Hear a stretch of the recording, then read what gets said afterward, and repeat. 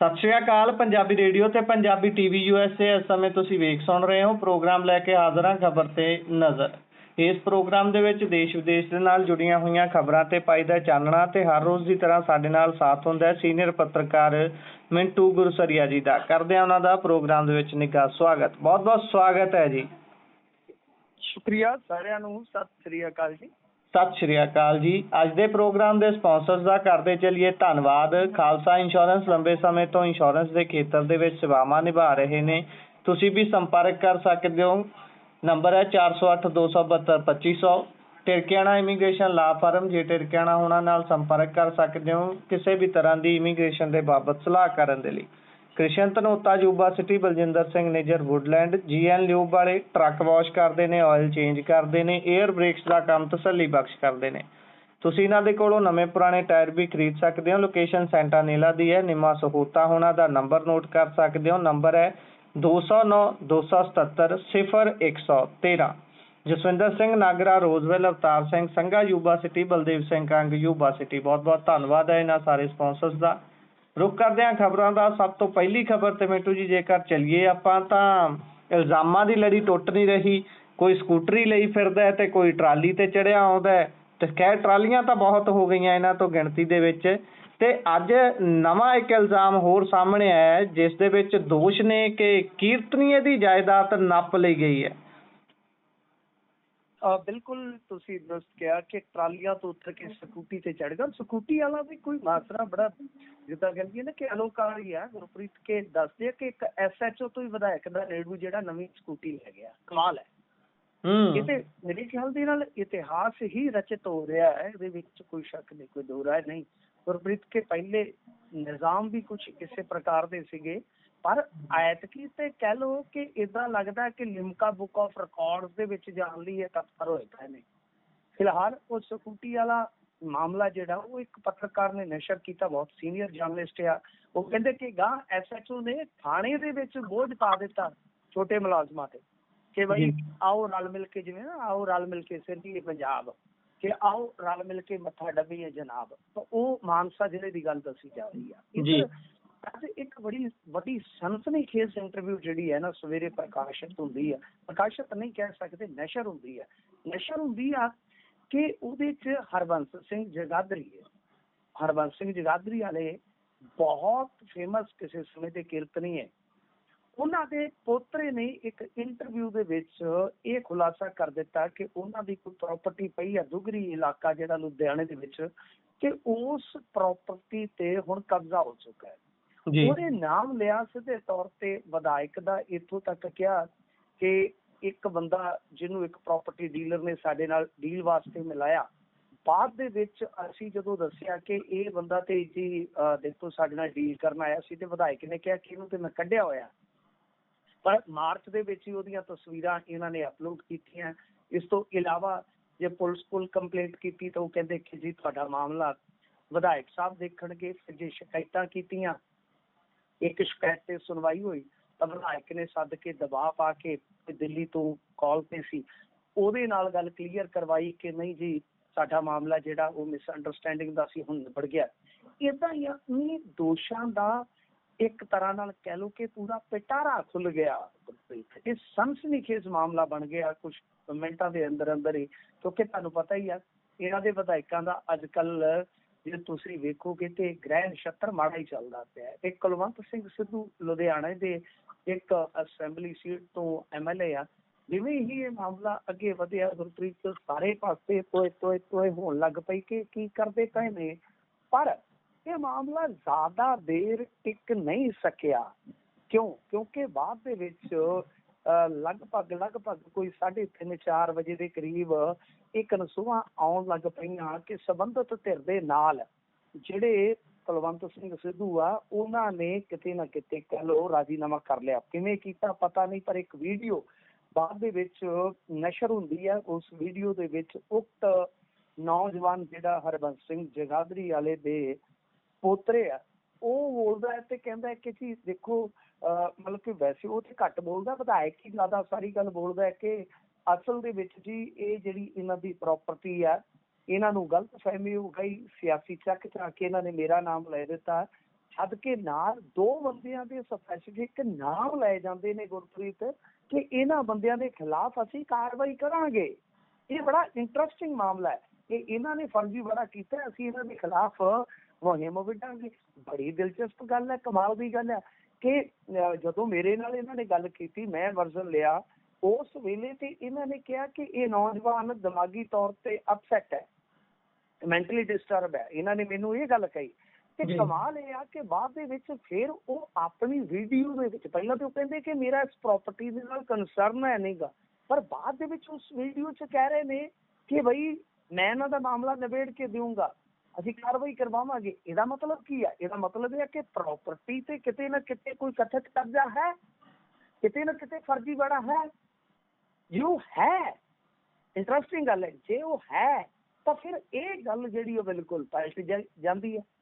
ਸੋ ਖੈਰ ਏਦਾਂ ਲੱਗਦਾ ਹੈ ਕਿ ਜਿੱਦਾਂ ਮਾਮਲਾ ਜਿਹੜਾ ਉਹ ਆਪਸ ਦੇ ਵਿੱਚ ਨਿਬੇੜਿਆ ਗਿਆ, ਕਿਸੇ ਪ੍ਰਕਾਰ ਦੀ ਕੋਈ ਸਹਿਮਤੀ ਜਿਹੜੀ ਹੈ ਉਹ, ਜੇ ਆਪਾਂ ਕਹੀਏ ਤਾਂ ਪਹਿਲਾਂ ਪਰਦੇ ਦੇ ਪਿੱਛੇ ਬਣੀ ਲੱਗਦੀ ਹੈ ਤੇ ਫਿਰ ਪਰਦੇ ਦੇ ਮੂਹਰੇ ਆ ਗਏ ਨੇ। ਤਾਂ ਕੁੱਲ ਮਿਲਾ ਕੇ ਕਹਿ ਸਕਦੇ ਹਾਂ ਕਿ ਇਸ ਖਬਰ ਨੇ ਵੀ ਅੱਜ ਭੜਥੂ ਪਾ ਛੱਡਿਆ, ਪਰ ਇਹਨਾਂ ਨੇ ਮੈਨੂੰ ਲੱਗਦਾ ਕਿ ਧਾਰੀ ਹੋਈ ਆ ਕਿ ਕੋਈ ਹਫ਼ਤਾ ਸੁੱਕਾ ਨਹੀਂ ਜਾਣ ਦੇਣਾ, ਕੋਈ ਨਾ ਕੋਈ ਚਰਚਾ ਇਹ ਛੇੜੀ ਰੱਖਦੇ ਆ। ਤਾਂ ਫਿਲਹਾਲ ਗੁਰਪ੍ਰੀਤ ਇਸ ਮਾਮਲੇ ਦੇ ਵਿੱਚ ਇੱਕ ਤਰ੍ਹਾਂ ਨਾਲ ਕਹਿ ਲਓ ਕਿ ਸ਼ਾਮ ਹੁੰਦਿਆਂ ਚੈਪਟਰ ਕਲੋਜ਼ਿੰਗ ਤੇ ਹੋ ਗਈ ਆ, ਪਰ ਪਤਾ ਨਹੀਂ ਬਈ ਅੱਗੇ ਕੀ ਬਣੇਗਾ, ਕਿਉਂਕਿ ਇਹਨਾਂ ਦੇ ਰਾਜ ਦੇ ਵਿੱਚ ਪੱਕਾ ਸਥਾਈ ਤੌਰ ਤੇ ਕੁਝ ਵੀ ਨਹੀਂ ਕਿਹਾ ਜਾ ਸਕਦਾ ਕਿ ਬਈ ਏਦਾਂ ਹੋਏਗਾ ਜਾਂ ਏਦਾਂ ਨਹੀਂ ਹੋਏਗਾ। ਬਿਲਕੁਲ ਬਿਲਕੁਲ, ਕੁਝ ਵੀ ਨਿਸ਼ਚਿਤ ਨਹੀਂ ਹੈ, ਕੁਝ ਵੀ ਕਿਸੇ ਵੀ ਸਮੇਂ ਕੁਝ ਵੀ ਹੋ ਸਕਦਾ ਹੈ। ਅੱਗੇ ਵਧੀਏ ਤਾਂ ਇਹ ਜਿਹੜਾ ਮਹਿਲਾ ਰਿਜ਼ਰਵੇਸ਼ਨ ਬਿੱਲ ਵਾਲੀ ਬਹਿਸ ਹੈ ਉਹ ਪੰਜਾਬ ਪਹੁੰਚ ਗਈ ਹੈ। ਬੇਸ਼ੱਕ ਉੱਥੇ ਸਦਨ ਦੇ ਵਿੱਚ ਤਾਂ ਡਿੱਗ ਗਈ, ਪਰ ਇਹਦੀ ਪੰਜਾਬ ਦੇ ਵਿੱਚ ਹੁਣ ਕਿਉਂ ਚਰਚਾ ਹੋ ਰਹੀ ਹੈ? ਵੈਸੇ ਤਾਂ ਇੱਕ ਤਰੀਕੇ ਦੇ ਹੰਝੂ ਜਿਹੇ ਸਿੱਟਦੇ ਹੀ ਨਜ਼ਰ ਆ ਰਹੇ ਸੀ ਜਦੋਂ ਦੇਸ਼ ਨੂੰ ਸੰਬੋਧਨ ਕਰ ਰਹੇ ਸੀ ਦੇਸ਼ ਦੇ ਪ੍ਰਧਾਨ ਮੰਤਰੀ ਹੋਣੀ। ਉਹਦੇ ਤੇ ਵੀ ਕਈ ਲੋਕ ਟਿੱਪਣੀ ਕਰ ਰਹੇ ਨੇ ਵੀ ਭਾਈ ਇਹ ਤਾਂ ਉਲੰਘਣਾ ਕਰ ਰਹੇ ਨੇ ਚੋਣ ਜ਼ਾਬਤੇ ਦੀਆਂ। ਚੋਣ ਜ਼ਾਬਤਾ ਜੇ ਉਲੰਘਿਆ ਜਾ ਰਿਹਾ ਤਾਂ ਉਹ ਕੋਈ ਨਵੀਂ ਗੱਲ ਨਹੀਂ ਹੈ। ਉਹ ਤਾਂ ਹੁਣ ਇੱਕ ਤਰ੍ਹਾਂ ਨਾਲ ਕਹਿ ਲਈਏ ਕਿ ਜਿਹੜਾ ਸਾਡਾ ਚੋਣ ਕਮਿਸ਼ਨ ਹੈ, ਉਹ ਚੋਣ ਕਮਿਸ਼ਨ ਘੱਟ ਤੇ ਭਾਰਤੀ ਜਨਤਾ ਪਾਰਟੀ ਦੀ ਬ੍ਰਾਂਚ ਜ਼ਿਆਦਾ ਬਣ ਕੇ ਰਹਿ ਗਿਆ ਹੈ ਗੁਰਪ੍ਰੀਤ। ਇਹ ਬੜਾ ਅਫਸੋਸਨਾਕ ਵਰਤਾਰਾ ਹੈ ਜੋ ਸਾਡੀਆਂ ਅੱਖਾਂ ਦੇ ਸਾਹਮਣੇ ਚੱਲਦਾ ਪਿਆ। ਦਰਅਸਲ ਕੀ ਹੈ ਕਿ ਜੇ ਆਪਾਂ ਵੇਖੀਏ ਇਹਨਾਂ ਦੇ ਹੰਝੂਆਂ ਦੇ ਵਿੱਚ ਵੀ ਪਖੰਡ ਹੁੰਦਾ ਹੈ। ਤਾਂ ਮਤਲਬ ਕਿ ਜਦੋਂ ਦੇਸ਼ ਪੂਰੇ ਗੁੱਸੇ ਦੇ ਵਿੱਚ ਹੁੰਦਾ ਤਦ ਵੀ ਰੋਣ ਲੱਗ ਜਾਂਦੇ ਨੇ, ਤੇ ਜਦ ਗੁੰਮਰਾਹ ਕਰਨਾ ਹੋਵੇ ਤਦ ਵੀ ਰੋਣ ਲੱਗ ਜਾਂਦੇ ਨੇ। ਸਿਆਸਤਦਾਨਾਂ ਦੇ ਅਥਰੂ ਕੁਝ ਸ਼ੈਲਾਵੇ ਤੋਂ ਘੱਟ ਨਹੀਂ ਰਹਿ ਗਏ। ਤਾਂ ਫਿਲਹਾਲ ਜੇ ਆਪਾਂ ਗੱਲ ਕਰੀਏ, ਤੁਸੀਂ ਕਿਹਾ ਕਿ ਕੀ ਇਹ ਪੰਜਾਬ ਦੇ ਵਿੱਚ ਬਹਿਸ ਪਹੁੰਚ ਚੁੱਕੀ ਹੈ। ਬਿਲਕੁਲ, ਜੇ ਤੁਸੀਂ ਵੇਖੋਗੇ ਅੱਜ 2 ਪ੍ਰੈਸ ਕਾਨਫਰੰਸਾਂ ਤੇ ਵੱਡੀਆਂ ਹੋਈਆਂ। ਉਚੇਚ ਦੇ ਨਾਲ ਅੱਜ ਪ੍ਰੈਸ ਕਾਨਫਰੰਸ ਕੀਤੀ ਆ ਮਨਜਿੰਦਰ ਸਿੰਘ ਸਿਰਸਾ ਹੋਰਾਂ ਨੇ, ਤੇ ਉਧਰੋਂ ਜੇ ਤੁਸੀਂ ਵੇਖੋਗੇ ਰਾਜਾ ਵੜਿੰਗ ਹੋਰਾਂ ਨੇ। ਤਾਂ ਮਾਮਲਾ ਬਿਲਕੁਲ ਜਿੱਦਾਂ ਕਹਿ ਲਈਏ ਕਿ ਫਸ ਗਿਆ ਹੈ। ਇਸ ਦੇਸ਼ ਦੇ ਵਿੱਚ ਹੁਣ 2 ਨੈਰੇਟਿਵ ਜਿਹੜੇ ਆ ਉਹ ਪੇਸ਼ ਕੀਤੇ ਜਾ ਰਹੇ ਆ। ਪਹਿਲਾ ਨੈਰੇਟਿਵ ਹੰਝੂਆਂ ਦੇ ਨਾਲ, ਜਿਵੇਂ ਹੰਝੂਆਂ ਦੇ ਨਾਲ ਨਹੀਂ ਰੋਂਦੀ ਦਾ ਸਹਾਰਾ ਭੇਜ ਗਿਆ, ਇਹ ਤੇ ਇੱਕ ਇਹ ਆ। ਅੱਛਾ, ਤੁਸੀਂ ਜੇ ਦੇਖੋਗੇ ਭਾਰਤੀ ਜਨਤਾ ਪਾਰਟੀ ਦਾ ਮਾਮਲਾ ਬੜਾ ਇੰਟਰਸਟਿੰਗ ਹੈ। ਅੱਛਾ, ਇਹਨਾਂ ਨੇ ਕਿਹਾ ਕਿ ਮਹਿਲਾ ਰਿਜ਼ਰਵੇਸ਼ਨ ਬਿੱਲ ਇਹਨਾਂ ਨੇ ਡੇਗ ਦਿੱਤਾ। ਅਸਲੀਅਤ ਕੀ ਹੈ ਗੁਰਪ੍ਰੀਤ? ਜੇ ਅਸਲੀਅਤ ਨੂੰ ਸਮਝੀਏ ਤੇ ਮਹਿਲਾ ਰਿਜ਼ਰਵੇਸ਼ਨ ਬਿੱਲ ਤੇ ਪਹਿਲਾਂ ਹੀ ਪਾਸ ਹੋ ਚੁੱਕਾ ਹੈ। 2023 ਚ ਲੋਕ ਸਭਾ 'ਚ ਪਾਸ ਹੋ ਗਿਆ ਸੀਗਾ, 2023 ਚ ਪਾਸ ਹੋਣ ਤੋਂ ਪਹਿਲਾਂ ਰਾਜ ਸਭਾ 'ਚ ਹੋ ਚੁੱਕਾ ਸੀਗਾ। ਤਾਂ ਇਹ ਤੇ ਆਲਰੇਡੀ ਪਾਸ ਹੈ। ਰੌਲਾ ਕੀ ਹੈ? ਭਾਜਪਾ ਗੱਲ ਜਿਹੜੀ ਆ ਉਹ ਸਪਸ਼ਟ ਨਹੀਂ ਦੱਸਦੀ, ਇਹਨਾਂ ਦੀ ਫਿਤਰਤ ਆ। ਅਸਲ ਦੇ ਵਿੱਚ ਇਹ ਤੇ ਡੀਲਿਮਿਟੇਸ਼ਨ ਵਾਲਾ ਲੈ ਕੇ ਆਏ ਸਨ ਨਾ, ਡੀਲਿਮਿਟੇਸ਼ਨ ਨੂੰ ਨਾਲ ਜੋੜਿਆ ਜਾ ਰਿਹਾ। ਅੱਛਾ, ਉਸ ਵੇਲੇ ਕੀ ਸੀਗਾ ਕਿ ਜਦੋਂ ਇਹਨਾਂ ਨੇ ਬਿੱਲ ਪਾਸ ਕਰਵਾਇਆ ਸੀਗਾ ਤਾਂ ਜਿਹੜੀ ਆਪੋਜੀਸ਼ਨ ਸੀ, ਆਪੋਜੀਸ਼ਨ ਦਾ ਕੀ ਕਹਿਣਾ ਸੀ? ਉਹਨਾਂ ਦਾ ਕਹਿਣਾ ਸੀਗਾ ਕਿ ਤੁਸੀਂ ਇਹਨਾਂ 543 ਸੀ 2011 ਵਾਲੀ ਮਰਦਮਸ਼ੁਮਾਰੀ ਨੂੰ ਆਧਾਰ ਬਣਾ ਕੇ ਦੇ ਦਿਓ ਮਹਿਲਾ ਰਿਜ਼ਰਵੇਸ਼ਨ। ਉਸ ਵੇਲੇ ਭਾਰਤੀ ਜਨਤਾ ਪਾਰਟੀ ਦੀ ਵੱਧ ਨੀਤੀ ਇਹ ਸੀ ਕਿ ਇਹ MP ਜਿਹੜੇ ਆ ਸਾਡੇ ਮਰਦ MP ਨਹੀਂ ਕੱਟਣੇ ਚਾਹੀਦੇ, ਉਹ ਅਸੀਂ ਸੈਕਰੀਫਾਈਸ ਨਹੀਂ ਕਰਾਂਗੇ, ਤਾਂ ਸੀਟਾਂ ਵਧਾ ਕੇ ਅਸੀਂ ਰਿਜ਼ਰਵੇਸ਼ਨ ਦੇਵਾਂਗੇ। ਠੀਕ ਹੈ ਨਾ ਜੀ? ਇਹ ਬੜੀ ਮਤਲਬ ਕਿ ਇੱਕ ਤਰ੍ਹਾਂ ਨਾਲ ਕਹਿ ਲਓ ਕਿ ਬੁਣਕ ਬੁਣੀ ਗਈ। ਉਸ ਤੋਂ ਬਾਅਦ ਹੁਣ ਇਹਨਾਂ ਦਾ ਮਸਲਾ ਜਿਹੜਾ ਸੀਗਾ, ਜਦੋਂ ਇਹਨਾਂ ਨੇ ਵੇਖਿਆ ਕਿ ਸਾਡਾ ਹੁਣ ਜੇ ਰਾਜ ਕਰਨ ਦਾ ਕੋਈ ਤੌਰ ਤਰੀਕਾ ਰਹਿ ਗਿਆ ਤਾਂ ਉਹ ਅਸੀਂ ਬਈ ਇਹਦੇ ਰਾਹੀਂ ਕਰ ਸਕਦੇ, ਇੱਕ ਤਾਂ SIR, ਇੱਕ ਡੀਲਿਮਿਟੇਸ਼ਨ। ਇਹ ਦੋ ਸਾਡੇ ਕੋਲ ਵੱਡੇ ਹਥਿਆਰ ਆ, ਕਿਉਂਕਿ ਗਿਆਨੇਸ਼ ਤੇ ਤੁਹਾਨੂੰ ਪਤਾ ਹੀ, ਉਹ ਤੇ ਇਹਨਾਂ ਦਾ ਹੀ ਗੁਣਗਾਨ ਕਰਦੇ ਨੇ ਜਿਹੜੇ ਮੁੱਖ ਚੋਣ ਕਮਿਸ਼ਨਰ ਨੇ। ਅੱਛਾ, ਇੱਥੋਂ ਇਹਨਾਂ ਨੇ SIR ਸ਼ੁਰੂ ਕਰ ਦਿੱਤੀ। ਫਿਰ ਮੈਂ ਤੁਹਾਨੂੰ ਪਹਿਲਾਂ ਹੀ ਕਿਹਾ ਸੀਗਾ ਕਿ ਡੀਲਿਮਿਟੇਸ਼ਨ ਤੇ ਆਉਣਗੇ ਤਾਂ ਡੀਲਿਮਿਟੇਸ਼ਨ ਲੈ ਕੇ ਆਏ। ਹੁਣ ਮੇਨ ਗੱਲ ਇਹ ਆ ਕਿ ਡੀਲਿਮਿਟੇਸ਼ਨ ਵਾਲਾ ਮਾਮਲਾ ਡਿੱਗਿਆ ਇਹਨਾਂ ਦਾ। ਮਹਿਲਾ ਰਿਜ਼ਰਵੇਸ਼ਨ ਬਿੱਲ ਪਹਿਲਾਂ ਹੀ ਆਲਰੇਡੀ ਕਹਿ ਲਓ ਕਿ ਪਾਸ ਹੋ ਚੁੱਕਿਆ ਦੋਨਾਂ ਸਦਨਾਂ 'ਚ। ਸਭ ਤੋਂ ਵੱਡੀ ਗੱਲ ਇਹ ਆ ਕਿ ਡੀਲਿਮਿਟੇਸ਼ਨ ਦਾ ਜਿਹੜਾ ਵਿਰੋਧ ਹੋਇਆ ਉਹ ਆਪੋਜੀਸ਼ਨ ਨੇ ਬਹੁਤ ਸਟਰੋਂਗਲੀ ਕੀਤਾ। ਅੱਜ ਵੀ ਹੁਣ ਜਿਹੜੇ ਨੈਰੇਟਿਵ ਨੇ, ਜੇ ਤੁਸੀਂ ਵੇਖੋਗੇ, ਭਾਰਤੀ ਜਨਤਾ ਪਾਰਟੀ ਕਹਿ ਰਹੀ ਆ ਕਿ ਜੀ ਇਹਨਾਂ ਨੇ ਸਭ ਕੁਛ ਕੀਤਾ ਵਾ, ਮਹਿਲਾ ਰਿਜ਼ਰਵੇਸ਼ਨ ਬਿੱਲ ਡਿੱਗ ਗਿਆ, ਫਲਾਂ ਫਲਾਂ ਫਲਾਂ। ਜਦ ਕਿ ਦੂਜੇ ਪਾਸੇ ਜਿਹੜੀ ਆਪੋਜੀਸ਼ਨ ਆ ਉਹ ਇਹੀ ਕਹਿ ਰਹੀ ਆ ਡੀਲਿਮਿਟੇਸ਼ਨ ਇਹ ਲੈ ਕੇ ਆ ਰਹੇ ਸਨ ਮਹਿਲਾ ਰਿਜ਼ਰਵੇਸ਼ਨ ਦੀ ਆੜ ਦੇ ਵਿੱਚ। ਹੁਣ ਜਿਹੜੀ ਕਹਾਣੀ ਆ ਉਹ ਇਹ ਆ ਕਿ ਤੁਸੀਂ ਦੇਖੋ, ਸਟਾਲਿਨ ਸਾਊਥ ਦੇ ਵਿੱਚ ਸਟਾਲਿਨ ਨੇ ਤੇ ਡੀਲਿਮਿਟੇਸ਼ਨ ਨੂੰ ਦੱਸ ਕੇ ਜਿਸ ਤਰ੍ਹਾਂ ਖਰੜਾ ਸਾੜਿਆ ਸੀਗਾ, ਉਹਦੀ ਸਥਿਤੀ ਮਜ਼ਬੂਤ ਹੋਈ ਆ। ਇਸੇ ਤਰ੍ਹਾਂ ਜੇ ਤੁਸੀਂ ਬੰਗਾਲ ਦੇ ਵਿੱਚ ਵੇਖੋਗੇ, ਮਮਤਾ ਬੈਨਰਜੀ ਨੇ ਵੀ ਕਿਹਾ ਕਿ ਤੇ ਸਾਡੇ ਅਸਤਿਤਵ, ਜਿਸ ਨੂੰ ਆਪਾਂ ਹੋਂਦ ਕਹਿੰਦੇ ਆ, ਇਹ ਤੇ ਸਾਡੀ ਹੋਂਦ ਤੇ ਹਮਲਾ ਸੀਗਾ। ਤਾਂ ਕੁੱਲ ਮਿਲਾ ਕੇ ਆਪਾਂ ਕਹਿ ਸਕਦੇ ਆ ਕਿ ਠੀਕ ਆ, ਇਹ ਆਪ ਦਾ ਨੈਰੇਟਿਵ ਬੁਣ ਕੇ ਲੋਕਾਂ ਦੇ ਵਿੱਚ ਲਿਜਾ ਰਹੇ ਨੇ, ਪਰ ਇਹਨਾਂ ਨੂੰ ਨੁਕਸਾਨ ਵੀ ਹੋਇਆ ਇਸ ਚੀਜ਼ ਦਾ। ਅੱਛਾ, ਜੇ ਇਹਨਾਂ ਨੇ ਇੰਨੀ ਸੰਜੀਦਗੀ ਦਿਖਾਉਣੀ ਸੀਗੀ ਇਸ ਬਿੱਲ ਪ੍ਰਤੀ, ਤਾਂ ਦੇਖੋ ਇਹ ਸੰਵਿਧਾਨਕ ਸੋਚ ਸੀ ਗੁਰਪ੍ਰੀਤ। ਪਹਿਲੀ ਗੱਲ ਤੇ ਨੋਟ ਕਰਨ ਵਾਲੀ ਇਹ ਹੈ, ਇਹ ਸਧਾਰਨ ਬਿੱਲ ਨਹੀਂ ਸੀ, ਇਹ ਇੱਕ ਸੰਵਿਧਾਨਕ ਸੋਚ ਸੀ। ਸੰਵਿਧਾਨਕ ਸੋਚ ਦੇ ਵਿੱਚ ਤੁਹਾਨੂੰ ਪਤਾ ਹੈ ਕਿ ਤੁਸੀਂ ਹੁਣ ਇਕੱਲੇ ਇਹ ਭਾਰਤੀ ਜਨਤਾ ਪਾਰਟੀ ਦੀ ਸਰਕਾਰ ਤੇ ਹੈ ਹੀ ਨਹੀਂ, ਇਹ ਤੇ ਐਕਚੁਅਲ ਚ NDA ਸਰਕਾਰ ਹੈ ਨਾ, ਅਲਾਇੰਸ ਦੀ ਸਰਕਾਰ ਚੱਲ ਰਹੀ ਹੈ। ਅੱਛਾ, ਇਹਨਾਂ ਦੇ ਕੋਲ ਤੇ ਸਪਸ਼ਟ ਬਹੁਮਤ ਹੈ ਨਹੀਂਗਾ। ਹੁਣ ਦੇਖੋ, ਤੁਹਾਡੇ ਕੋਲ ਜਦੋਂ ਸਪਸ਼ਟ ਬਹੁਮਤ ਹੀ ਹੈ ਨਹੀਂ, ਫਿਰ 2/3 ਦਾ ਅੰਕੜਾ ਤੇ ਕਦੇ ਆ ਹੀ ਨਹੀਂ ਸਕਦਾ ਕਿ ਤੁਹਾਨੂੰ ਸੰਵਿਧਾਨਕ ਸੋਧ ਵਾਸਤੇ ਜਿਹੜਾ 2/3 ਦਾ ਅੰਕੜਾ ਚਾਹੀਦਾ, ਉਹ ਤੇ ਆ ਹੀ ਨਹੀਂ ਸਕਦਾ ਕਿਸੇ ਵੀ ਹਾਲਤ ਦੇ ਵਿੱਚ। ਤਾਂ ਇਹਦੇ ਚ ਕੀ ਬਣਦਾ ਸੀਗਾ ਸਿਨੈਰੀਓ, ਇਹਦੇ ਚ ਇੱਕ ਇਹ ਦ੍ਰਿਸ਼ ਬਣ ਸਕਦਾ ਸੀਗਾ, ਇਹ ਇੱਕ ਯਤਨ ਕੀਤਾ ਜਾ ਸਕਦਾ ਸੀ ਕਿ ਭਾਰਤੀ ਜਨਤਾ ਪਾਰਟੀ ਆਪੋਜੀਸ਼ਨ ਨੂੰ ਭਰੋਸੇ ਚ ਲੈਂਦੀ ਕਿ ਭਾਈ ਆਹ ਸੰਵਿਧਾਨਕ ਸੋਧ ਦੇਸ਼ ਦੇ ਹਿੱਤ ਜ਼ਰੂਰੀ ਆ। ਉਹਦੇ ਵਿੱਚ ਇਹ ਮੰਨ ਲਓ ਆਪੋਜੀਸ਼ਨ ਨੂੰ ਲੱਗਦਾ ਉਹਨਾਂ ਦੇ ਸਾਰੇ ਡਾਊਟ ਕਲੀਅਰ ਹੋ ਜਾਂਦੇ ਤਾਂ ਉਹ ਸਹਿਯੋਗ ਕਰਦੇ। ਜਦ ਕਿ ਜੇ ਸੰਜੀਦਗੀ ਹੁੰਦੀ ਇਸ ਪ੍ਰਕਾਰ ਦੀ ਤਾਂ ਇਹਨਾਂ ਨੇ ਤਾਂ ਕੋਈ ਯਤਨ ਹੀ ਨਹੀਂ ਕੀਤਾ ਇਸ ਪ੍ਰਕਾਰ ਦਾ। ਤਾਂ ਹੁਣ ਸਭ ਤੋਂ ਜ਼ਿਆਦਾ ਯਤਨ ਕੀਤਾ ਜਾ ਰਿਹਾ ਕਿ ਅਸੀਂ ਇਸ ਨੈਰੇਟਿਵ ਨੂੰ ਜਿਤਾ ਦਈਏ ਕਿ ਇਹ ਜੀ ਮਹਿਲਾ ਵਿਰੋਧੀ ਨੇ। ਜਦ ਕਿ ਮਹਿਲਾ ਵਿਰੋਧੀ ਕੌਣ ਆ, ਕਿਸ ਤਰ੍ਹਾਂ ਮਹਿਲਾ ਦੇ ਮਾਮਲੇ ਦੇ ਵਿੱਚ ਕਿਹਨੇ ਜਸੂਸੀਆਂ ਕਰਵਾਈਆਂ, ਕਿਹਨੇ ਘਰ ਵਾਲੀ ਛੱਡੀ, ਕਿਹਨੇ ਸਰੂਪ ਨਖਾ ਕਹਿ ਕੇ ਮੈਂਬਰ ਪਾਰਲੀਮੈਂਟ ਦਾ ਮਜ਼ਾਕ ਉਡਾਇਆ। ਜਿਵੇਂ ਉਹਨਾਂ ਚੀਜ਼ਾਂ 'ਚ ਜਾਵਾਂ ਤੇ ਬਹੁਤ ਲੰਮੀਆਂ ਗੱਲਾਂ ਹੋ ਜਾਣਗੀਆਂ। ਅੱਜ ਜਿਹੜੇ ਮਹਿਲਾ ਗਰਿਮਾ ਦੀ ਗੱਲ ਕਰਦੇ, ਮਹਿਲਾ ਅਧਿਕਾਰਾਂ ਦੀ ਗੱਲ ਕਰਦੇ ਆ, ਤਾਂ ਗੱਲ ਅਸਲ ਦੇ ਵਿੱਚ ਹੁਣ ਦੋ ਨੈਰੇਟਿਵ ਦੀ ਲੜਾਈ ਹੋ ਗਈ ਆ। ਇਹ ਹੁਣ ਵੇਖੋ ਕੌਣ ਇਹਦੇ 'ਚ ਕਿਸ ਨੂੰ ਪਛਾੜਦਾ ਹੈ। ਪਰ ਜੋ ਮਹਿਲਾ ਰਿਜ਼ਰਵੇਸ਼ਨ ਦਾ ਪ੍ਰਚਾਰ ਕੀਤਾ ਜਾ ਰਿਹਾ, ਬੇਸਿਕਲੀ ਉਹਦੇ 'ਚ ਅਧੂਰਾ ਸੱਚ ਜਿਹੜਾ ਹੈ ਉਹ ਲੋਕਾਂ ਤੱਕ ਉੱਪੜ ਰਿਹਾ। ਹੁਣ ਇੱਥੇ ਹੀ ਆਪੋਜੀਸ਼ਨ ਦਾ ਵੀ ਜ਼ੋਰ ਮੇਰੇ ਖਿਆਲ ਦੇ ਨਾਲ ਅਜ਼ਮਾਇਆ ਜਾਊਗਾ, ਇਹਨਾਂ 'ਚ ਕਿੰਨਾ ਕੁ ਦਮ ਆ। ਤੇ ਜੇ ਐਤਕੀ ਵੀ ਇਸ ਨੈਰੇਟਿਵ ਦੀ ਲੜਾਈ ਦੇ ਵਿੱਚ ਪਛੜ ਜਾਂਦੇ ਨੇ ਕਾਂਗਰਸ ਵਾਲੇ ਜਾਂ ਇਹਨਾਂ ਦੇ ਅਲਾਈਡ, ਤਾਂ ਮੇਰੇ ਖਿਆਲ ਦੇ ਨਾਲ ਬਹੁਤ ਇਹਨਾਂ ਦੀ ਕ੍ਰੈਡੀਬਿਲਿਟੀ ਤੇ ਜਾਂ ਕਹਿ ਲਓ ਕਿ ਇਹਨਾਂ ਦੀ ਰਾਜਨੀਤੀ ਦੀ ਪੈਂਤੜੇਬਾਜ਼ੀ ਹੈ ਜੋ ਉਹਨਾਂ ਤੇ ਸਵਾਲ ਉੱਠਣਗੇ। ਜੀ ਬਿਲਕੁਲ ਇਸੇ ਤਰੀਕੇ ਦੀ ਗੱਲ ਹੈ।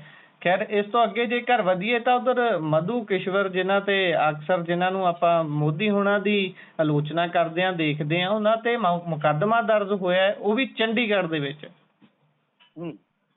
ਬਿਲਕੁਲ ਇਹ ਕਈ ਦਿਨ ਤੋਂ ਮਾਮਲਾ ਚੱਲ ਰਿਹਾ ਸੀਗਾ। ਤੁਹਾਨੂੰ ਪਤਾ ਇਹਨਾਂ ਨੇ ਬਹੁਤ ਵੱਡੇ ਦੋਸ਼ ਲਾਏ ਸੀਗੇ। ਪਹਿਲਾਂ ਪ੍ਰਧਾਨ ਮੰਤਰੀ ਦੀਆਂ ਕਿਸੇ ਵੇਲੇ ਸਿਫਤਾਂ ਕਰਿਆ ਕਰਦੇ ਸੀ, ਫਿਰ ਇਹਨਾਂ ਨੇ ਬੜੇ ਤਗੜੇ ਪ੍ਰਧਾਨ ਮੰਤਰੀ ਬਾਰੇ ਖੁਲਾਸੇ ਕਰਨੇ ਸ਼ੁਰੂ ਕਰ ਦਿੱਤੇ।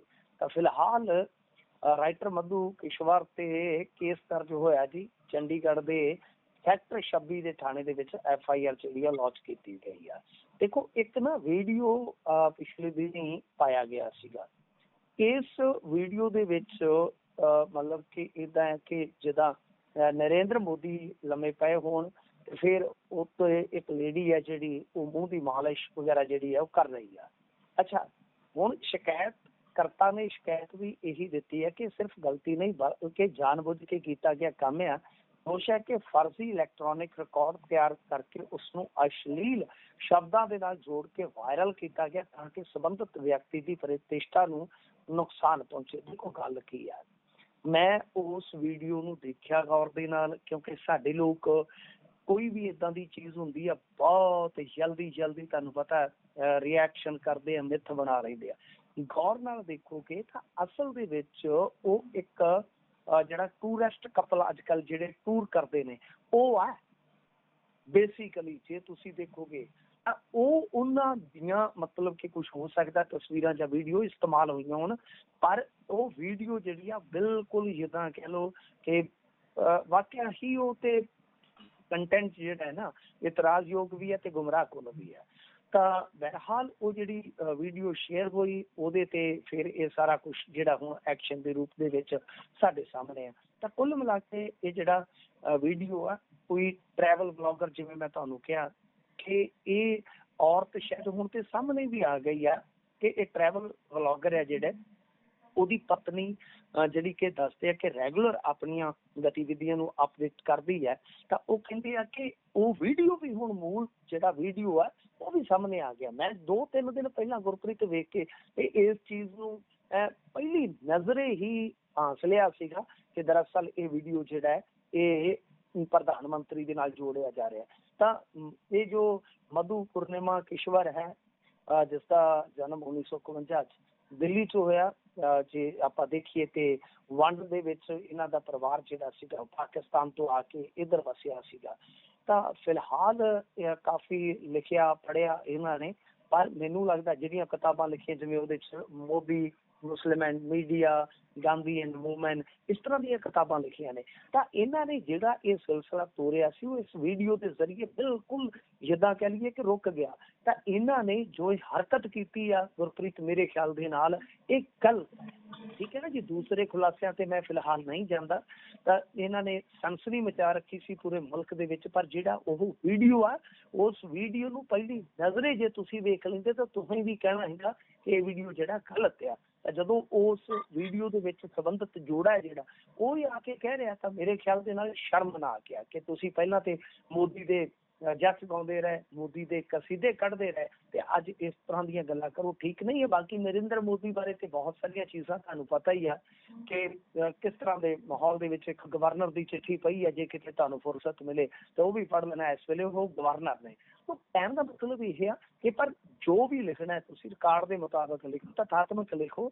ਚੀਜ਼ਾਂ ਜਿਹੜੀਆਂ ਇਸ ਤਰ੍ਹਾਂ ਦੀਆਂ ਭਰਮ ਪਾਓ, ਇਸ ਤਰ੍ਹਾਂ ਦੀਆਂ ਗੁੰਮਰਾਹਕੁੰਨ ਫੇਕ ਫਰਜ਼ੀ ਚੀਜ਼ਾਂ ਜਿਹੜੀਆਂ ਉਹ ਨਹੀਂ ਜਾਣੀਆਂ ਚਾਹੀਦੀਆਂ ਜਦੋਂ ਤੁਸੀਂ ਖਾਸ ਤੌਰ ਤੇ ਕੋਈ ਪ੍ਰਤਿਸ਼ਠਿਤ ਵਿਅਕਤੀ ਦੇ ਖਿਲਾਫ ਲਿਖ ਰਹੇ ਹੋ ਜਾਂ ਤੁਸੀਂ ਖੁਦ ਵੀ ਇੱਕ ਨੇਮ ਫੇਮ ਵਾਲੇ ਬੰਦੇ ਹੋ। ਜੀ ਬਿਲਕੁਲ।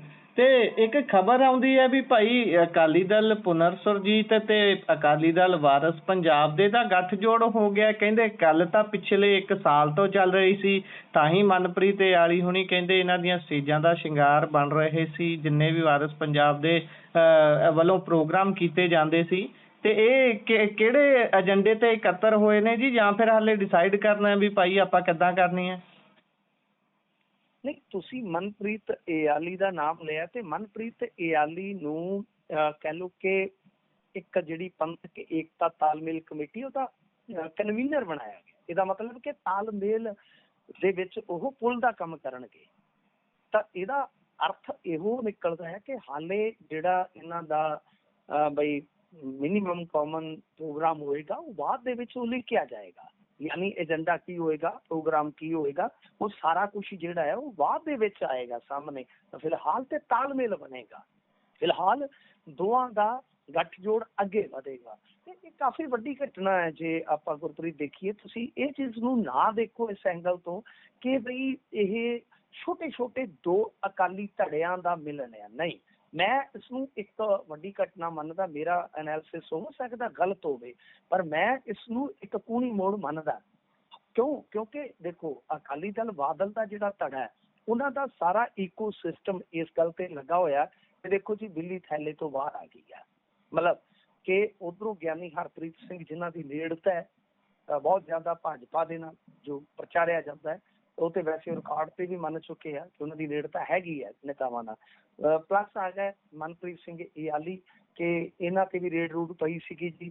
ਤੇ ਤੀਸਰੇ ਆ ਗਿਆ ਅਮਰਤਪਾਲ ਸਿੰਘ ਕੇ ਬਈ ਕਿ ਇਹ ਵੀ ਮੈਨੇਜ ਹੋ ਗਿਆ। ਯਾਨੀ ਕੁੱਲ ਮਿਲਾ ਕੇ ਈਕੋ ਸਿਸਟਮ ਇਹ ਗੱਲ ਜਚਾ ਰਿਹਾ ਵਾ ਕਿ ਇਹ ਤੇ ਭਾਰਤੀ ਜਨਤਾ ਪਾਰਟੀ ਸਪਾਂਸਰਡ ਦਲ ਬਣ ਗਏ ਆ, ਤਾਂ ਦੂਜੇ ਪਾਸੇ ਇਹਨਾਂ ਨੂੰ ਸਵਾਲ ਹੋ ਰਿਹਾ ਕਿ ਜੇ ਤੁਸੀਂ ਭਾਰਤੀ ਜਨਤਾ ਪਾਰਟੀ ਨਾਲ ਗੱਠਜੋੜ ਕਰੋ ਤਾਂ ਉਹ ਪੰਜਾਬ ਦਾ ਹਿੱਤਕਾਰੀ ਹੈ, ਤੇ ਜੇ ਕੋਈ ਦੂਸਰਾ ਕਰਦਾ ਉਹਨੂੰ ਤੁਸੀਂ ਸਪਾਂਸਰਡ ਕਰ ਰਹੇ ਹੋ। ਹਾਲਾਂਕਿ ਗੱਠਜੋੜ ਨਹੀਂ ਹੋਏਗਾ। ਮੈਂ ਅੱਜ ਅਕਾਲੀ ਦਲ ਵਾਰਸ ਪੰਜਾਬ ਦੇ ਇੱਕ ਅਹੁਦੇਦਾਰ, ਜਿਹੜੇ ਕਹਿ ਲਓ ਕਿ ਅਹੁਦੇਦਾਰ ਕਹਿ ਲਓ ਜਾਂ ਇਹਨਾਂ ਦੇ ਬਹੁਤ ਵਧੀਆ ਲੀਡਰਾਂ 'ਚ ਹੈਗੇ ਨੇ, ਉਹਨਾਂ ਦੇ ਨਾਲ ਗੱਲਬਾਤ ਕਰ ਰਿਹਾ ਸੀਗਾ, ਤਾਂ ਉਹਨਾਂ ਨੇ ਕਿਹਾ ਕਿ ਨਹੀਂ, ਭਾਰਤੀ ਜਨਤਾ ਪਾਰਟੀ ਨਾਲ ਕਦੇ ਏਦਾਂ ਡਾਇਰੈਕਟਲੀ ਕੋਈ ਸਮਝੌਤਾ ਨਹੀਂ ਹੋ ਸਕਦਾ। ਹਾਂ, ਗਿਆਨੀ ਹਰਪ੍ਰੀਤ ਸਿੰਘ ਦੇ ਇੱਕ ਕਰੀਬੀ ਬੋਲ ਰਹੇ ਸਨ, ਉਹ ਕਹਿੰਦੇ ਕਿ ਸਾਡੇ ਗਿਆਨੀ ਜੀ ਨੇ ਪਹਿਲਾਂ ਹੀ ਕਲੀਅਰ ਕੀਤਾ ਵਾ ਕਿ ਕਾਂਗਰਸ ਤੇ ਅਕਾਲੀ ਦਲ ਬਾਦਲ ਨੂੰ ਛੱਡ ਕੇ ਕਿਸੇ ਨਾਲ ਵੀ ਗੱਠਜੋੜ ਕੀਤਾ ਜਾ ਸਕਦਾ, ਉਹ ਸਿਆਸੀ ਜ਼ਰੂਰਤਾਂ ਹੁੰਦੀਆਂ ਨੇ।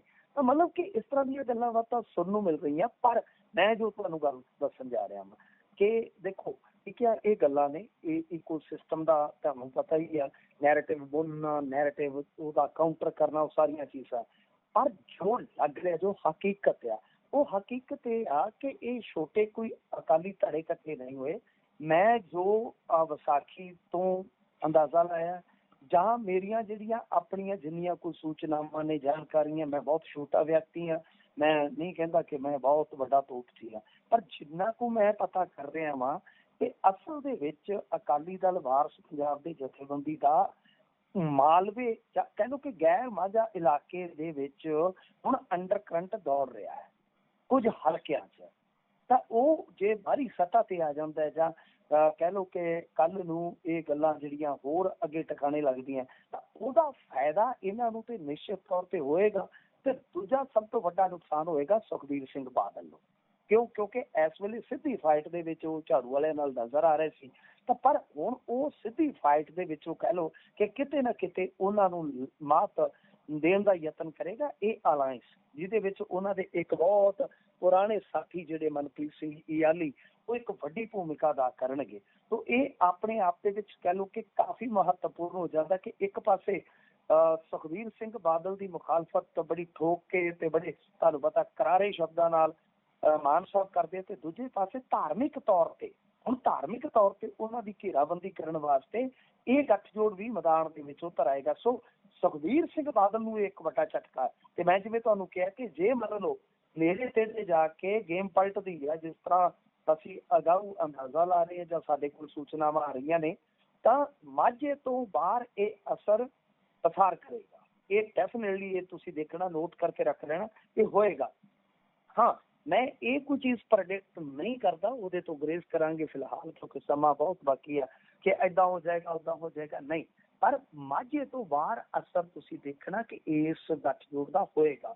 ਤੇ ਮੇਰਾ ਤੇ ਇੱਕ ਹੋਰ ਵੀ ਮੰਨਣਾ, ਜਿਹੜੀ ਚੀਜ਼ ਸੰਭਵ ਨਹੀਂ ਹੈ ਪਰ ਮੈਂ ਉਸਨੂੰ ਫਿਰ ਵੀ ਜੇ ਮੈਂ ਖਿਆਲ ਦਾ ਤੇ ਜੇ ਮੈਂ ਚਿਤਵਦਾ, ਤਾਂ ਮੈਂ ਉਹ ਜ਼ਰੂਰ ਤੁਹਾਡੇ ਸਾਹਮਣੇ ਰੱਖਣੀ ਚਾਹਾਂਗਾ ਕਿ ਜਿਵੇਂ ਹੁਣ ਖਾਸ ਤੌਰ ਤੇ ਰੀਜਨਲ ਫੋਰਸ ਹੈ ਅਕਾਲੀ, ਉਹਦੇ ਧੜੇ ਜਿੰਨੇ ਮਰਜ਼ੀ ਕਹਿ ਲਓ, ਜੇ ਉਹ ਸਾਰੇ ਅੱਜ ਦੀ ਤਰੀਕ 'ਚ ਇਕੱਠੇ ਹੋ ਜਾਣ ਗੁਰਪ੍ਰੀਤ, ਫਿਰ ਮੇਰਾ ਮੰਨਣਾ ਹੈ ਕਿ ਉਹ ਜਾਂ ਤਾਂ ਸਰਕਾਰ ਬਣਾ ਸਕਦੇ ਜਾਂ ਬਣਾਉਣ ਦੇ ਬਿਲਕੁਲ ਕਰੀਬ ਚਲੇ ਜਾਣਗੇ। ਯਾਨੀ ਸੁਖਬੀਰ ਸਿੰਘ ਬਾਦਲ, ਹਾਲਾਂਕਿ ਸੁਖਬੀਰ ਸਿੰਘ ਬਾਦਲ ਦੀ ਪ੍ਰਧਾਨਗੀ ਨੂੰ ਲੈ ਕੇ ਰੇੜਕਾ ਹੈ, ਅਦਰਵਾਈਜ਼ ਸਾਰੀਆਂ ਚੀਜ਼ਾਂ ਸੈੱਟ ਹੋ ਸਕਦੀਆਂ। ਮਤਲਬ ਕਿ ਜੇ ਇਹ 3-4 ਧੜੇ ਜਿਹੜੇ ਆ ਉਹ ਇੱਕ ਪਲੇਟਫਾਰਮ ਤੇ ਆ ਜਾਣ, ਜੇ ਲਾ ਕੇ ਗੱਲ ਕਰਦੇ ਆ, ਤਾਂ ਮੇਰੇ ਖਿਆਲ ਦੇ ਨਾਲ ਇਹ ਦੂਜਿਆਂ ਨੂੰ ਪਛਾੜ ਦੇਣਗੇ, ਚਾਹੇ ਫਿਰ ਉਹਦੇ 'ਚ ਝਾੜੂ ਵਾਲੇ ਹੋਣ, ਚਾਹੇ ਉਹਦੇ 'ਚ ਭਾਜਪਾ ਆ ਜਾਵੇ, ਚਾਹੇ ਕਾਂਗਰਸ ਆ ਜਾਵੇ। ਐਸਾ ਸਿਨੈਰੀਓ ਹੈ ਜਾਂ ਸੰਭਾਵੀ ਆਪਾਂ ਕਹਿ ਲਈਏ। ਤਾਂ ਫਿਲਹਾਲ ਇਹ ਇੱਕ ਵੱਡੀ ਖਬਰ ਆ। ਮੀਡੀਆ ਇਸ ਨੂੰ ਬੇਸ਼ੱਕ ਇਗਨੋਰ ਕਰੇ, ਮੁੱਖ ਧਾਰਾ ਦਾ ਮੀਡੀਆ, ਪਰ ਮੇਰੇ ਖਿਆਲ ਦੇ ਨਾਲ ਇਹ ਕੋਈ ਛੋਟੀ ਜਿਹੀ ਗੱਲ ਨਹੀਂ ਹੈਗੀ ਜਿਸ ਨੂੰ ਇਗਨੋਰ ਕੀਤਾ ਜਾ ਸਕਦਾ ਹੈ। ਪੰਥਕ ਰਾਜਨੀਤੀ ਦੇ ਲਿਹਾਜ਼ ਨਾਲ ਕਾਫੀ ਵੱਡੀ ਗੱਲ ਹੈ। ਜੀ ਬਿਲਕੁਲ ਬਿਲਕੁਲ। ਤੇ ਅੱਗੇ ਵਧੀਏ ਤਾਂ ਉਧਰ ਖਹਿਰਾ ਹੋਣੀ ਪੰਜਾਬ ਸਰਕਾਰ ਨੂੰ ਅੱਜ ਨਵੇਂ ਐਂਗਲ ਤੋਂ ਘੇਰਿਆ ਜੀ। ਹਾਂਜੀ, ਉਹਨਾਂ ਨੂੰ ਮੈਂ ਕਹਿੰਦਾ ਹੁੰਦਾ ਕਿ ਸੁਖਪਾਲ ਸੱਪਾਂ ਵਾਲੇ ਯਾਨੀ ਖਹਿਰਾ ਸਾਹਿਬ ਜਿਹੜੇ ਕੋਈ ਨਾ ਕੋਈ ਸੱਪ ਕੱਢਦੇ ਆ। ਓਪੋਜੀਸ਼ਨ ਦੇ ਲੀਡਰਾਂ ਦਾ ਰੋਲ ਇਸੇ ਤਰ੍ਹਾਂ ਦਾ ਰਹਿਣਾ ਚਾਹੀਦਾ। ਗੁਰਪ੍ਰੀਤ ਤੋਂ ਖੁਸ਼ੀ ਹੁੰਦੀ ਹੈ ਤੇ ਚਲੋ ਸੱਤਾਧਾਰੀ ਧਿਰ ਦੇ ਵਿੱਚ ਜਦੋਂ ਜਾਂਦੇ ਨੇ ਲੀਡਰ, ਉਦੋਂ ਇਹਨਾਂ ਦਾ ਰੋਲ ਥੋੜਾ ਜਿਹਾ ਜੁਦਾ ਹੋ ਜਾਂਦਾ ਹੈ, ਜੋ ਆਮ ਭੂਮਿਕਾ ਇਹਨਾਂ ਦੀ ਰਹਿੰਦੀ ਓਪੋਜੀਸ਼ਨ 'ਚ ਹੁੰਦੇ ਆ। ਪਰ ਫਿਰ ਵੀ ਜਿਹੜਾ ਵੀ ਕੋਈ ਓਪੋਜੀਸ਼ਨ 'ਚ ਰਹਿੰਦਾ ਤੇ ਉਹਦਾ ਹੱਕ ਤੇ ਬਣਦਾ ਘੱਟੋ ਘੱਟ ਉਸ ਭੂਮਿਕਾ ਦੇ ਨਾਲ ਨਿਆਂ ਕਰੇ। ਤਾਂ ਅੱਜ ਇਹਨਾਂ ਨੇ ਮੁੱਦਾ ਚੁੱਕਿਆ ਵਾ ਕਿ ਜੋ ਠੱਗੇ ਗਏ ਸੀ, ਤੁਹਾਨੂੰ ਪਤਾ ਉਹ ਜਿਹੜੀ ਕੰਪਨੀ ਸੀ ਸ਼ਾਇਦ ਪਾਰਲ, ਉਹਦਾ ਮੁੱਦਾ ਚੁੱਕਿਆ ਇਹਨਾਂ ਨੇ ਸਰਕਾਰ ਨੂੰ। ਕਾਫੀ ਇਹਨਾਂ ਨੇ ਰਗੜੇ ਲਾਏ ਆ, ਕਾਫੀ ਲੰਮੀ ਚੌੜੀ ਪ੍ਰੈਸ ਵਾਰਤਾ ਵੀ ਕੀਤੀ ਆ, ਲਾਈਵ ਤੁਹਾਨੂੰ ਪਤਾ ਹੈ ਆਪਣੇ ਪੇਜ ਤੋਂ ਪਾਉਂਦੇ ਆ, ਕਿਉਂਕਿ ਜਿਹੜਾ ਮੁੱਖ ਧਾਰਾ ਦਾ ਮੀਡੀਆ, ਖਾਸ ਤੌਰ ਤੇ ਪੰਜਾਬੀ ਮੀਡੀਆ, ਉਹਦੇ ਵਿੱਚ ਤੇ ਕਈ ਵਾਰ ਇਹ ਤੁਹਾਨੂੰ ਪਤਾ ਹੀ ਆ ਕਾਫੀ ਜ਼ਿਆਦਾ ਤਲਖ ਸ਼ਬਦ ਇਸਤੇਮਾਲ ਕਰਦੇ ਨੇ ਮੀਡੀਆ ਬਾਬਤ, ਕਿ ਜਿਹੜਾ ਇੱਥੋਂ ਦਾ ਮੀਡੀਆ ਹੈਗਾ ਉਹ ਬਿਲਕੁਲ ਝੁਕ ਚੁੱਕਾ ਹੈ। ਖੈਰ ਇਹ ਬੋਲਿਆ ਕਿ 10 ਲੱਖ ਪਰਿਵਾਰਾਂ ਦਾ 8,000 ਕਰੋੜ ਰੁਪਈਆ ਜਿਹੜਾ ਉਹ ਫਸਿਆ ਵਾ, ਤੇ SIT ਬਣਾ ਕੇ ਪੀੜਤਾਂ ਨੂੰ ਨਿਆਂ ਦਿੱਤਾ ਜਾਵੇ। ਪੜ੍ਹਨ ਦਾ ਮਾਮਲਾ ਚੁੱਕ ਲਿਆ। ਤੁਹਾਨੂੰ ਯਾਦ ਹੋਣਾ ਕਿ ਖੁਦ ਮਾਨ ਸਾਹਿਬ ਨੇ ਇਸ ਮੁੱਦੇ ਨੂੰ ਚੁੱਕਿਆ ਸੀ, ਭਰੋਸਾ ਦਿੱਤਾ ਸੀਗਾ। ਬਹੁਤ ਵਾਰੀ ਇਹ ਗੱਲਾਂ ਹੋ ਚੁੱਕੀਆਂ, ਪਰ ਜਦੋਂ ਕੋਈ ਗੱਲ ਨਹੀਂ ਬਣੀ ਤਾਂ ਅਖੀਰ ਹੁਣ ਇਸ ਮੁੱਦੇ ਨੂੰ ਹੱਥ ਪਾ ਲਿਆ ਹੈ ਸੁਖਪਾਲ ਸਿੰਘ ਖਹਿਰਾ ਹੋਰਾਂ ਨੇ। ਕਿਉਂਕਿ ਤੁਹਾਨੂੰ ਪਤਾ ਹੀ ਹੈ ਇਹ ਇੱਕ ਇਨਵੈਸਟਮੈਂਟ ਵਾਲਾ ਮਾਮਲਾ ਸੀਗਾ, ਵਿਗੜ ਗਿਆ। ਉਹਦਾ ਰੈਪੂਟੇਸ਼ਨ ਦੇਣ ਦਾ ਤੇ ਕੋਈ ਫਾਇਦਾ ਨਹੀਂ। ਸਭ ਨੂੰ ਪਤਾ ਹੈ ਕਿ ਕਿਸ ਤਰ੍ਹਾਂ ਇਨਵੈਸਟਰ ਦਾ ਪੈਸਾ ਜਿਹੜਾ ਸੀਗਾ ਉਹ ਡੁੱਬ ਗਿਆ। ਤੇ ਉਸ ਤੋਂ ਬਾਅਦ ਸੁਪਰੀਮ ਕੋਰਟ ਨੇ ਲੋਢਾ ਕਮੇਟੀ ਦਾ ਗਠਨ ਕੀਤਾ ਸੀਗਾ, ਜਿਸ ਨੇ ਸਿਫਾਰਿਸ਼ ਕੀਤੀ ਸੀ ਕਿ ਪ੍ਰਾਪਰਟੀਆਂ ਵੇਚ ਕੇ ਨਿਵੇਸ਼ਕਾਂ ਦਾ ਪੈਸਾ ਜਿਹੜਾ ਉਹ ਵਾਪਸ ਕੀਤਾ ਜਾ ਸਕਦਾ ਹੈ। 16 ਚ ਉਹ ਫੈਸਲਾ ਆਇਆ ਸੀਗਾ, 10 ਸਾਲ ਹੋ ਗਏ ਤੇ ਕੇਵਲ ਕਹਿੰਦੇ ਆ ਕਿ 2% ਇਨਵੈਸਟਰਸ ਦਾ ਹੀ ਮੂਲ ਜਿਹੜਾ ਉਹ ਵਾਪਸ ਹੋਇਆ। 98% ਲੋਕ ਹਾਲੇ ਵੀ ਜਿਹੜੇ ਆ ਉਹ ਕਿਤੇ ਨਾ ਕਿਤੇ ਇਸ ਹੱਕ ਤੋਂ ਵਿਰਵੇ ਆ। ਤਾਂ ਭਗਵੰਤ ਮਾਨ ਹੋਰਾਂ ਨੂੰ ਪੁਰਾਣੇ ਵਾਅਦੇ ਜਿਹੜੇ ਆ ਉਹ ਅੱਜ ਯਾਦ ਕਰਵਾਏ ਗਏ ਆ। ਤਾਂ ਫਿਲਹਾਲ ਜ਼ਬਤ ਜ਼ਮੀਨਾਂ ਤੇ ਦੱਸਦੇ ਆ ਕਿ ਨਜਾਇਜ਼ ਮਾਈਨਿੰਗ ਵੀ ਹੋ ਰਹੀ ਆ, ਐਸਾ ਇਹਨਾਂ ਦਾ ਖੁਲਾਸਾ ਹੈ। ਤਾਂ ਬਿਲਕੁਲ ਗੁਰਪ੍ਰੀਤ, ਮੈਂ ਇਹਨਾਂ ਦੀ ਗੱਲ ਦੇ ਨਾਲ ਸਹਿਮਤ ਆ। ਮਾਨ ਸਾਹਿਬ ਨੇ ਬਹੁਤ ਵਾਰੀ ਬਿਆਨਬਾਜ਼ੀ ਕੀਤੀ ਆ। ਇਹਨਾਂ ਦੇ ਆਪਣੇ ਇਲਾਕੇ ਦੇ ਬਹੁਤ ਸਾਰੇ ਇਨਵੈਸਟਰ ਜਿਹੜੇ ਉਹ ਡੁੱਬੇ ਆ। ਜ਼ਿਆਦਾਤਰ ਪੈਸਾ ਡੁੱਬਿਆ ਹੀ ਬਰਨਾਲਾ ਸੰਗਰੂਰ ਵਾਲੀ ਸਾਈਡ ਦੇ ਬੰਦਿਆਂ ਦਾ। ਇਹਨਾਂ ਨੂੰ ਚਾਹੀਦਾ ਕਿ ਜੋ ਪੰਜਾਬ ਦੇ ਵਿੱਚ ਕਰ ਸਕਦੇ ਆ ਬੈਸਟ ਤੋਂ ਬੈਸਟ, ਇਹਨਾਂ ਨੂੰ ਫੌਰੀ ਤੌਰ ਤੇ ਕਰ ਦੇਣਾ ਚਾਹੀਦਾ। ਤੁਹਾਨੂੰ ਯਾਦ ਹੋਣਾ ਜਲੰਧਰ ਜਿਮਨੀ ਚੋਣ ਦੇ ਵਿੱਚ ਵੀ ਇਹ ਮੁੱਦਾ ਇੱਕ ਵਾਰੀ ਉੱਠਿਆ ਸੀਗਾ। ਜੀ, ਇਸ ਖੇਤਰ ਦੇ ਲੋਕਾਂ ਦਾ ਵੀ ਬਹੁਤ ਪੈਸਾ ਹੈ ਜੀ। ਹੁਸ਼ਿਆਰਪੁਰ, ਜਲੰਧਰ, ਇਹ ਖਿੱਤੇ ਦੇ ਵਿੱਚ ਵੀ ਹਜ਼ਾਰਾਂ ਹੀ ਲੋਕ ਨੇ ਜਿਹੜੇ ਬਿਲਕਦੇ ਨੇ। ਇੱਥੇ ਤਾਂ ਇਕੱਠ ਵੀ ਬਹੁਤ ਹੋ ਹਟੇ ਨੇ। ਲੋਕਾਂ ਨੇ ਨਿੱਜੀ ਤੌਰ ਤੇ ਪੈਸੇ ਖਰਚ ਕੇ ਸੰਘਰਸ਼ ਵਿੱਢਣ ਦੀ ਕੋਸ਼ਿਸ਼ ਕੀਤੀ ਹੈ, ਪਰ ਗੱਲ ਕੋਈ ਨਹੀਂ ਬਣਦੀ ਜੀ, ਸਿਰੇ ਨਹੀਂ ਲੱਗਦੀ। ਉਹ ਵਿੱਚ ਹੀ ਟੁੱਟ ਜਾਂਦੇ ਨੇ ਬੰਦੇ, ਕਿਉਂਕਿ ਵਿੱਚੋਂ ਕੁਝ ਲੋਕ ਤਾਂ ਅਜਿਹੇ ਨੇ ਜਿਹੜੇ ਬਿਲਕਦੇ ਨੇ ਵੀ ਭਾਈ ਅਸੀਂ ਮੂੰਹ ਦਿਖਾਉਣ ਜੋਗੇ ਨਹੀਂ ਰਹੇ। ਲੋਕ ਸਾਡੇ, ਅਸੀਂ ਰੈਪੂਟੇਟਿਵ ਜੌਬਾਂ ਕਰਦੇ ਸੀ ਤੇ ਹੁਣ ਅਸੀਂ ਜਦੋਂ ਲੋਕ ਸਾਨੂੰ ਪੁੱਛਦੇ ਨੇ ਵੀ ਭਾਈ ਮੈਂ ਤੁਹਾਡੇ ਥਰੂ ਪੈਸੇ ਲਾਏ ਸੀ ਤੇ ਉਹ ਪੈਸੇ ਲੋਕ ਮੰਗਦੇ ਨੇ, ਤਾਂ ਅਸੀਂ ਕਹਿੰਦੇ ਕਿਰਾਇਆ ਤੇ ਰਹਿਣ ਨੂੰ ਮਜਬੂਰ ਆ ਆਪਣੇ ਘਰ ਛੱਡ ਕੇ। ਇਹੋ ਜਿਹੀਆਂ ਸਟੋਰੀਆਂ ਨੇ ਇਹ ਜਿਹੜੀਆਂ ਮੈਂ ਅੱਖੀਂ ਦੇਖੀਆਂ ਨੇ ਤੇ ਸੁਣੀਆਂ ਨੇ ਜੀ। ਅੱਗੇ ਵਧਦੇ ਹਾਂ ਤੇ ਜਸਟਿਸ ਕਾਂਤਾ ਨੇ ਕੇਸ ਤੋਂ ਹਟਣ ਤੋਂ ਇਨਕਾਰ ਕਰ ਦਿੱਤਾ ਜੀ।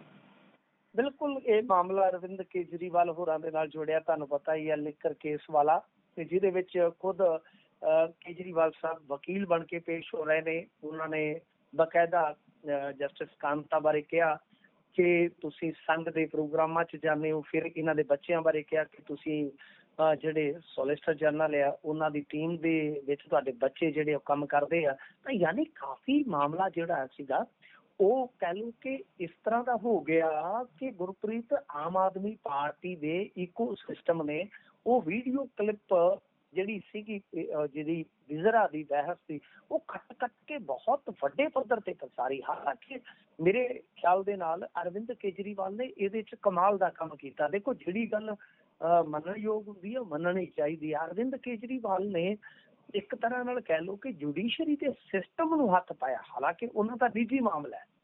ਜੁਡੀਸ਼ਰੀ ਦਾ ਸਿਸਟਮ ਕੀ, ਆਪਾਂ ਚਾਹੇ ਗਗੋਈ ਦਾ ਮਾਮਲਾ ਲੈ ਲਓ, ਚੰਦਰਚੂੜ ਜੀ ਦਾ ਲੈ ਲਓ, ਕਿ ਸਿਆਸੀ ਤੌਰ ਤੇ ਤੁਸੀਂ ਵੇਖਿਆ ਹੋਣਾ ਇੱਕ ਬੰਗਾਲ ਹਾਈ ਕੋਰਟ ਦੇ ਵਿੱਚ ਜੱਜ ਬਹਿੰਦੇ ਸੀ, ਕੋਲਕਾਤਾ ਹਾਈ ਕੋਰਟ ਵੈਸੇ ਕਿਹਾ ਜਾਂਦਾ, ਤਾਂ ਉਹ ਬਹਿੰਦੇ ਸੀਗੇ। ਕਿੰਨੇ ਫੈਸਲੇ TMC ਦੇ ਉਲਟ ਦਿੱਤੇ ਤੇ ਮੁੜ ਕੇ Bharatiya Janata party officially join ਕਰ ਗਏ ਸੀ। ਤਾਂ ਇਹ ਸਾਰਾ ਕੁਛ ਆ। ਤਾਂ ਐਤਕੀ ਮੈਂ ਸਮਝਦਾ ਕਿ ਬੜੀ ਤਿਆਰੀ ਦੇ ਨਾਲ ਉਤਰੇ ਅਰਵਿੰਦ ਕੇਜਰੀਵਾਲ। ਤਾਂ ਉਹ ਕੁਝ ਜੱਜ ਜਿਹੜੇ ਕਿ ਅੰਦਰੋਂ ਅੰਦਰ RSS ਦੇ ਰੰਗ 'ਚ ਰੰਗੇ ਪਏ ਆ, ਉਹਨਾਂ ਨੂੰ ਬੇਸ਼ੱਕ ਉਹਨਾਂ ਦਾ ਆਪਣਾ ਮੁਫਾਦ ਹੈ ਇਹਦੇ ਨਾਲ, ਪਰ ਕਿਤੇ ਨਾ ਕਿਤੇ ਉਹਨਾਂ ਰੰਗਾਂ ਨੂੰ ਇਹਨਾਂ ਨੇ ਜ਼ਾਹਰ ਜ਼ਰੂਰ ਕੀਤਾ। ਤਾਂ ਫਿਲਹਾਲ ਕੇਜਰੀਵਾਲ ਦੇ ਜਿਹੜੇ ਦੋਸ਼ ਆ ਉਹਨਾਂ ਤੇ ਜਵਾਬ ਆਇਆ। ਹੁਣ ਜਸਟਿਸ ਕਾਂਤਾ ਨੇ ਕਿਹਾ ਕਿ ਮੈਂ ਇਹਦੇ ਵਿੱਚੋਂ ਨਹੀਂ ਹਟਾਂਗੀ। ਇੱਕ ਤਾਂ ਇਹ ਆ ਕਿ ਪੱਖ ਹੱਥ ਤੇ ਉਹ ਬੋਲੇ ਆ ਕਿ ਇੱਕ ਜੱਜ ਦੇ ਰੂਪ ਦੇ ਵਿੱਚ ਮੇਰੀ ਖਾਮੋਸ਼ੀ ਦੀ ਪ੍ਰੀਖਿਆ ਹੈ। ਹੁਣ ਸਵਾਲ ਸਿਰਫ ਇੱਕ ਜੱਜ ਦਾ ਨਹੀਂ ਬਲਕਿ ਜੱਜ ਅਤੇ ਪੂਰੀ ਜੁਡੀਸ਼ਰੀ ਦੀ ਨਿਰਪੱਖਤਾ ਦਾ ਹੈ। ਤਾਂ ਮਤਲਬ ਕਿ ਉਹ ਕਹਿੰਦੇ ਨੇ ਕਿ मैं ऐसा नहीं करांगी, मतलब कि जो जज की प्रतिष्ठा के मुताबिक फिर चलूंगी। ट्रायल कोर्ट के फैसले संबंधी जी टिप्पणी ते उन्होंने गल कही है कि केजरीवाल ते उन्हों की पार्टी के नेतावां नूं पहली ही तरीक ते राहत दे दी गई सी। तद केजरीवाल की पार्टी नाल जुड़े लोकां नूं ये नहीं कहा गया सीगा कि उन्हां दे पक्ष दे विच इंटरम हुक्म नहीं दिता जाना चाहिए, शायद इसलिए क्योंकि फैसले उन्हां दे पक्ष दे विच सी। जद तक न्यायिक प्रक्रिया दे विच आपत्ति नहीं सी तद दूसरी मतलब कि धिर नूं किवें आपत्ति हो सकती, किवें इतराज हो सकता। RSS दे प्रोग्रामां च जाण बारे भी उन्होंने कहा कि ये एक जो बार कौंसल हुंदी आ ਉਹਦੇ प्रोग्राम सी, कोई राजनीतिक प्रोग्राम नहीं सी। पर मैडम जी ਨੂੰ मैं दस देवां कि प्रोटोकॉल मेरे ख्याल दे नाल जे ਆਪਾਂ देखिए एथिक्स ਦੇ ਮੁਤਾਬਕ ਇਹੋ ਜਿਹੀਆਂ ਚੀਜ਼ਾਂ ਦੀ ਇਜਾਜ਼ਤ नहीं ਦਿੰਦਾ। तो फिलहाल इंटरेस्टिंग है कि जज साहबा ने इस मामले तो हटण तो इनकार कर दिता है। क्यों? क्योंकि केजरीवाल बहस कर रहे हैं कि जस्टिस कांता ਨੂੰ इस केस तो हटना चाहिए है। ਜੀ, ਇਸੇ ਦੇ ਨਾਲ ਪ੍ਰੋਗਰਾਮ ਦਾ ਸਮਾਂ ਇੱਥੇ ਹੀ ਸਮਾਪਤ ਹੁੰਦਾ ਹੈ। ਤੁਸੀਂ ਜੁੜੇ ਜਾਣਕਾਰੀਆਂ ਸਾਂਝੀਆਂ ਕੀਤੀਆਂ, ਬਹੁਤ ਬਹੁਤ ਧੰਨਵਾਦ ਜੀ। धन्यवाद।